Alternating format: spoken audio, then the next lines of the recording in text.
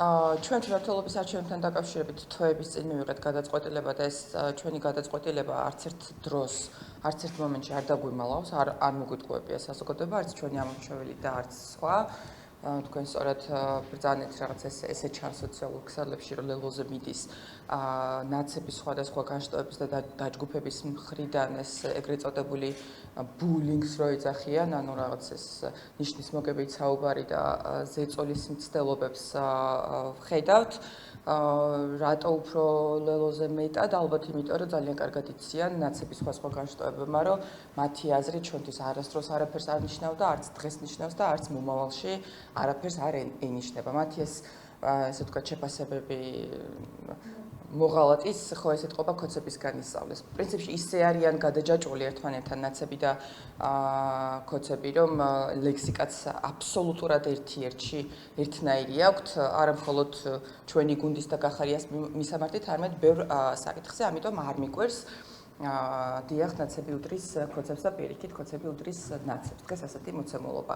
ამიტომ ის რომ ლექსიკაც ზუსტად ერთნაირი აქვთ, განსაკუთრებით გახარიასთან და ჩვენი გუნდის წინააღმდეგ, ეს პირიქით მე ვიტყოდი, რომ ეს ადასტურებს ჩემთვის პირადად იმას, რომ სწორ ადგილას ვარ, სწორ გუნდში ვარ და სწორად ვიბრძვი. ის რომ ნაცებს და ოცნებას ერთნაირად არ მოვწონვართ, ეს ნიშნავს, რომ ჩვენ სწორად ვმოქმედებთ. ასევე ალეკოისაშვილი ამბობს, რომ ჩვენი ქალაქში და თბილისში ჩვენი ლიდერი იქნება სალომე ზურაბიშვილი. ასევე ამბობს, რომ პირველი ფრაზა რა იყო ექვს ქალაქში როგორო? ექვს ქალაქში ვიომებ ჩვენ და ასევე თბილისში ჩვენი ლიდერი იქნება სალომე ზურაბიშვილიო. როცა არჩევნები ტარდება 60 მუნიციპალიტეტში ალეკოისაშვილი საუბრობს ერთ ქალაქზე და თქვენ ეთანხმებით თუ არა, რომ ამ ბრძოლას ამ ბოიკოტს და რას ნიშნავს ეს ბოიკოტი თქვენთვის? ჩვენ ბოიკოტს არსად არ ვაპირებთ. დავამატებ აი სალომე ზურაბიშვილის ნაწილზეც გითხრათ, რომ ლიდერად ჩვენ არსად ბოიკოტს არ ვაპირებთ. ჩვენ რომ ვამბობთ და როდის იყო ხო ეს გადაწყვეტილება მივიღეთ და რომ თქვით რომ ჩვენ ვიღებთ მუნიციპალურ არჩევნებში მონაწილეობას, ეს ნიშნავს რომ ჩვენ ვიღებთ მუნიციპალურ არჩევნებში მონაწილეობას, იმიტომ რომ ჩვენთვის არანაირ ლოგიკაში არ ჯდება, მაგალითად თბილისში მცხოვრებ ადამიანები იმსახურებენ არა ბოიკოტს და თქვათ არ ვიცი ის ხაშურში თქვათ სადმე იმსახურებენ ბოიკოტს, ანუ ეს ლოგიკა უბრალოდ ეს ლოგიკური ჯაჭვი არ ჩანს. შესაბამისად ჩვენ ბოიკოტს ნამდვილად არსად არ ვაპირებთ. რაც შეეხება სალომე ზურაბიშვილის კანდიდატობის საკითხს, თვეების წინ, სადღაც 7-8 თვის წინ გვქონდა ეს ჩვენი იდეა. ქალბატონი ზურაბიშვილის თბილისის მერობის კანდიდატად წარდგენის იდეა, მაგრამ რა თქმა უნდა, ეხლა მისი გადასაწყვეტია, ქალბატონი სალომეს გადასაწყვეტია. თუმცა იდეა ჩვენ ჯერ კიდევ 7-8 თვის წინ გვქონდა.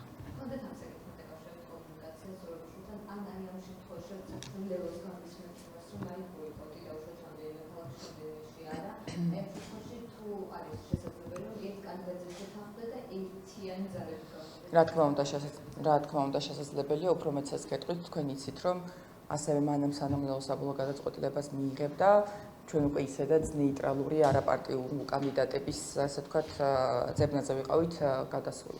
და რა თქმა უნდა, ლელოსთან ერთად საერთო კანდიდატებზე გვექნება მსჯელობა, რა თქმა უნდა. რაც შეეხება კონკრეტულად ელისაშვილის ნათქვამს, მე მხოლოდ ელისაშვილისგან ვიცი ეს ნათქვამი, საბოლოოდ ლელომ ეს გადაწყვეტილება როგორც პოლიტიკურმა სუბიექტმა მიიღო თუ არა, არ ვიცი, მე გულისხმობ მხოლოდ რაღაც გარკვეულ ლოკაციებზე მონაწილეობა და დანარჩენ ლოკაციებზე ბოიკოტი, ეს საბოლოო გადაწყვეტილება მე მგონი არ არის და როგორც მე ვიცი, ეს მხოლოდ ალიკოს ნათქვამია, მაგრამ ვისი იდეაც არ უნდა იყოს, კიდევ ერთხელ დაგიდასტურებთ, რომ ჩვენ ბოიკოტს არსად არ ვაპირებთ. თქვენ აი მათი ეს უამბობენ, რომ ერთ ქალაქში და თბილისში იქნება სალომე ზურაბიშვილი ლიდერიო, ყველგან უნდა იყოს ეს 60 მუნიციპალიტეტში ბოიკოტი თუ მარტო ამ ერთ ქალაქში და თბილისში? კიდევ ერთხელ ვამბობ, ჩვენი პარტია ბოიკოტს არსად მუნიციპალიტეტში არ აპირებს.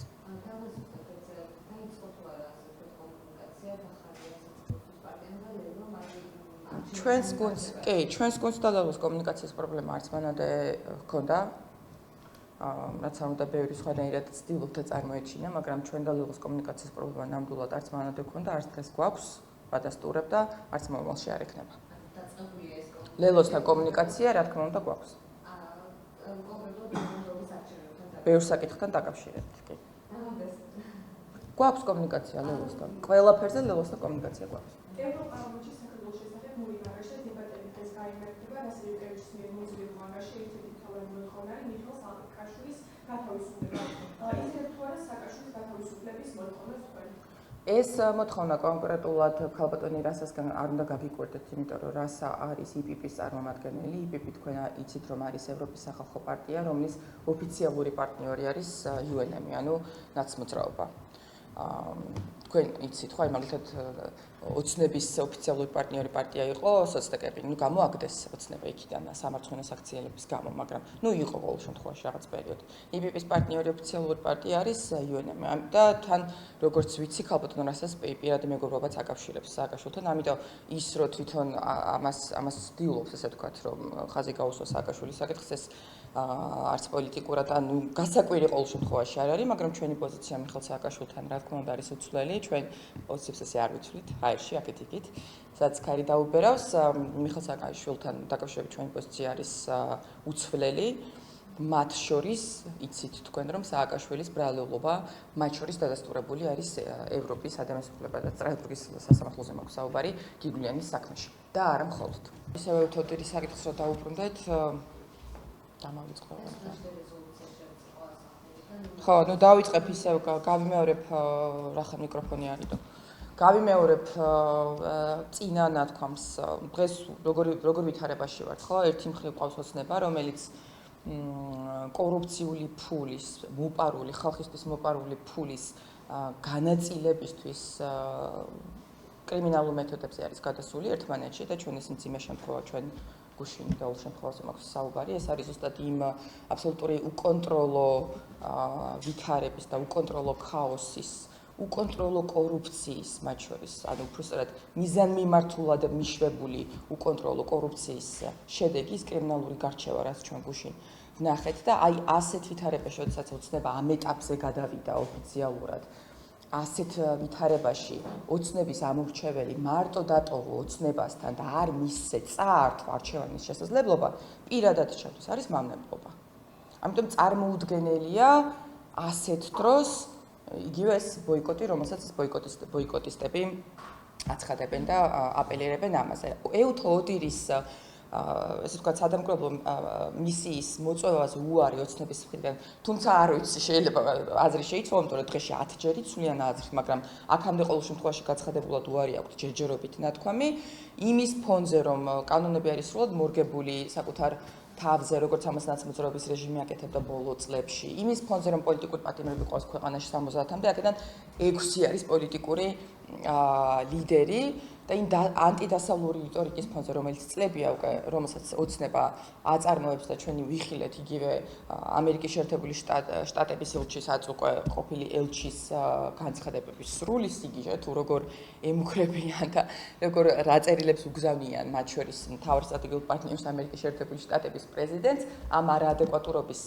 ფონზე, კიდევ ერთხელ ვამბობ, ნამდვილად არ მიკვირს, რომ ისინი არაპირებენ, ყოველ შემთხვევაში ჯერჯერობით ასე ამბობენ, რომ არაპირებენ ეუთოდირის სადამკვირვებლო მისიის მოწვევას. ეუთოდირის დასკვნის თქვენ ეს დაიჯერებთ, რომ გუშინ სესკომეს გადავა ეუთოდირის დასკვნა, რომ არჩევნებთან დაკავშირებით რომ ის არ გაყალბებულა, არამედ იყო რაღაც გარღვევებზე საუბარი. თქვენ ის რომ ჩამოვიდნენ და დააკვირდნენ, დაიჯერებენ ამ დასკვნას, მათ დასკვნას, იმიტომ რომ ჩვენ ნახეთ, რომ არც ქვეყნის შიგნით, ქვეყნის გარეთ მათი დასკვნა ეუთოდირს არ უთქვამს, რომ არ გაყალბებულა, ეუთოდირის დასკვნა თავიდან ბოლომდე მაქვს წაკითხული ორიგინალში და არა ვიღაცა პროპაგანდისტის ნათარგმნი. ეუთოდირს არ უთქვამს, რომ არ გაყალბებულა არჩევნები, ეს არის ტყუილი შეცდომა. მეორე ეუთოდირის დასკვნაში ძალიან ბევრი სისტემური დარღვევა იქნა ასახული, პირადად ორიგინალში მაქვს ეს დასკვნა დამუშავებული. და ამის მიღმა თქვენ ძალიან კარგად გახსოვთ, რომ CESCOM პროკურატურის დახმარებით მთავარი მტკიცებულება თუ როგორ სისტემურად გაყალბდა არჩევნები, მთავარი მტკიცებულება მძევლად აიყვანა, როდესაც ჩვენ სასამართლოს გავლით მათ შორის მოვითხოვეთ, რომ ის ელექტრონული ბაზა შენახულიყო და გადამოწმებულიყო, მე გულისხმობ ელექტრონულ საშუალებებში, რომელსაც ხმის მიცემა განხორციელდა, გახსოვთ, ამას მოყვა სასამართლოსგან აბსოლუტურად დაუსაბუთებლად უარი და ამას მოყვა შემდგომ პროკურატურის მხრიდან აი ამ ბაზის, ამ მტკიცებულების ძევლად აყვანა. ამის ფონზე რომ გამოდის დასანქცირებული CESCOM-ს, დასანქცირებული ხელმძღვანელი და რაღაცებს ბოდავს, უბრალოდ ბოდვად რჩება. ამოვწუროთ და აი დაიჯერებენ მათ დასკვნას რომ ჩამოვიდნენ. ქვეყნის შიგნით ქვეყნის გარეთ რაც იქნება მონაცემები დაფიქსირებული აი ამას თვითონ არჩევნებზე რაც ერთი მხრივ ოცნება გამოდიოდეს და ამბობდეს, რომ ესე ვთქვათ, ოპოზიცია საერთაშორისო პარტნიორების მხრიდან იმართება და გარედან რა სიტყვიან ის უფრო მნიშვნელოვანია, ვიდრე შიგნით რა ხდება და მეორე, თავად ოცნება აპელირებდეს უცხოეთს დაუჯერებს თუ არა ოპოზიციურად განწყობილი ადამიანი, ეს ერთმანეთში ვერ ჩდება. მთავარი არის ქართველი ხალხი რას დაიჯერებს. ჩვენი გუნდისთვის ეს არის მთავარი. ეუთოდირამდე ჩვენთვის მთავარი და უფრო მნიშვნელოვანი არის ქართველი ხალხი, საქართველოს მოქალაქეები, ქართველი ამომრჩეველი დაიჯერებს თუ არა, რომ კონკრეტულ ხელისუფალს აქვს საკმარისი ლეგიტიმაცია. დღეს ეს რწმენა არ არსებობს. ეს ოცნების ლეგიტიმაციის ყველაზე დიდი პრობლემა საერთაშორისო კი არ არის, ქვეყნის შიდა პრობლემებია. ქვეყნის შიგნით, მათ შორის მის ამომრჩეველსაც არ სჯერა, რომ 54% აქვს აღებული. ეს არის ოცნების ლეგიტიმაციის პრობლემის მთავარი წყარო და არა ის ქვეყნის გარედან ვინ რას იტყვის. ვინ რას იტყვის ქვეყნის გარედან ოცნებისთვის არის, როგორც ჩანს, ყველაზე მნიშვნელოვანი. არ და სხვა საბრალებს ამასაც, როცა Deep State-ის აგენტები ყოფილვართ. მაშინ, როდესაც თვითონ ელოდება, მაგალითად გავიხსენოთ ყობახიძის სიტყვები, ისე იქნება, როგორც ტრამპი იტყვისო. ეს რა საუბარია საერთოდ?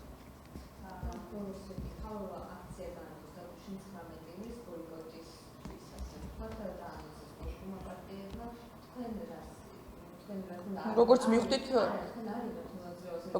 შემოსაზღვროს, ანუ ეს აქცია ისედაც ბოლო დროს სამწუხაროდ აღარ გამოირჩეოდა მასიურობით ადამიანების, სამწუხაროდ ამას თავის ბევრი მიზეზი აქვს და როგორც ჩანს ამ ბოიკოტის სტეპმა, ანუ ამ 8 პარტიას კი ეძახიან საკუთარ თავს, მაგრამ სინამდვილეში სამი სუბიექტია, ხო? ამ ადამიანებმა კიდევ უფრო შეამცირეს ზომაში საკუთარი ნებით ეს პროტესტი, რაც ძალიან სამწუხარო და ჩამწვრთნელად გაუგებარი, მაგრამ ათენება. და ის ნაწილი, რომელიც ასე ბოიკოტს ეთანხმება, საკმაოდ ხშირად გამოდიან იმ განცხადებებით, რომ ეს ხელისუფლება უნდა დაიხოს, მაგალითად კონკრეტულად ნაციონალურ მოძრაობას გულისხმობ ამ შემთხვევაში თავის პოდკასტებში განცხადება. ხაბეიშვილის ბოდვები ვნახე, კი. ხაბეიშვილი მათ შორის ხშირად ამბობენ ხოლმე დამხობასთან დაკავშირებით, თქვენ როგორ ახსენებთ? ხაბეიშვილს ერთ კომენტარს გავაკეთებდი, საკუთარ ამომრჩეველს რო პირდებოდა, მიშას დავიხსნიო, დაიხსნა? ეგ ერთი. ცოტა უფრო სერიოზულად რო ვისაუბროთ, ჩვენი გუნდისთვის ხელისუფლების ცვლილების ერთადერთი გზა, როგორიც არ უნდა იყოს ეს არჩევნები, ხელისუფლების ცვლილების ერთადერთი გზა არის მშვიდობიანი გზა და ეს არის არჩევნები. როგორიც არ უნდა იყოს ეს არჩევნები. რევოლუცია, რადიკალიზმი, შევარდნა, გამოვარდნა, დამხობა, გადამხობა, ეს ყველაფერი აწყობს მხოლოდ ამ ქვეყნის მტერს, მათ შორის ოკუპანტს. და ეს უნდა გაიაზრონ. ერთ მშვენიერ დღეს იქნება მოვესწროთ იმას, რომ ყველამ გაიაზროს, რომ რადიკალური რევოლუციური სცენარები ამ ქვეყანაში პირველ რიგში აწყობს მტერს, მათ შორის რუსეთს.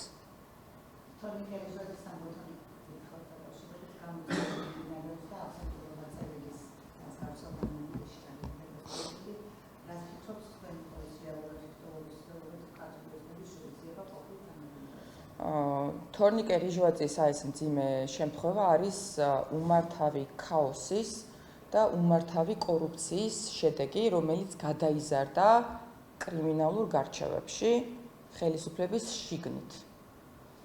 ეს ადასტურებს იმას, რომ არავინ ამ ქვეყანაში დაცული არ არის, მათ შორის დაცულები არ არიან თავად ოცნების წარმომადგენლები და ეს არის, როდესაც ჩვენ ვამბობთ, რომ ასეთ სიტუაციაში ოცნების ამომრჩევლის, ოცნებასთან მარტო დატოვება არ შეიძლება და მე პირადად მიმაჩნია მავნებლობად, აი ეს საქმე ამას ადასტურებს.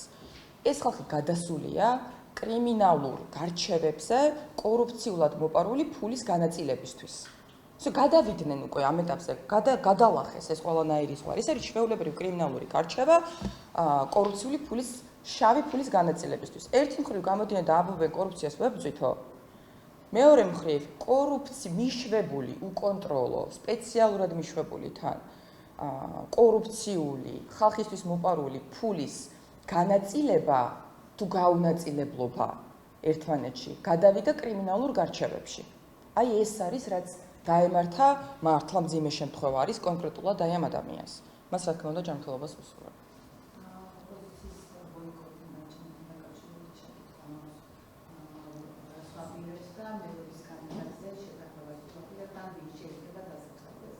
ხო იკითხა უკვე. ხე კაი გავიმეორებ რა. ესე იგი აი ჩამოვაყალიბებ თავიდან ბოლომდე და მე თქვენ შეგიძლიათ რომ გამოიყენოთ. ესე იგი არჩევნებთან დაკავშირებით ჩვენი გუნდის პოზიცია გაცხადა და 2 თვის წინ ჩვენ არც ერთ ეტაპზე არ მოგვიტყუები, არ დაგვიმალია, არ შეგვირბილებია, არ შეგვილამაზებია ჩვენი პოზიცია საზოგადოებისთვის, როგორც ჩვენი ამორჩევლისთვის, ზოგადად საზოგადოებისთვის და ჩვენ არსად ბოიკოტს არ ვაპირებთ.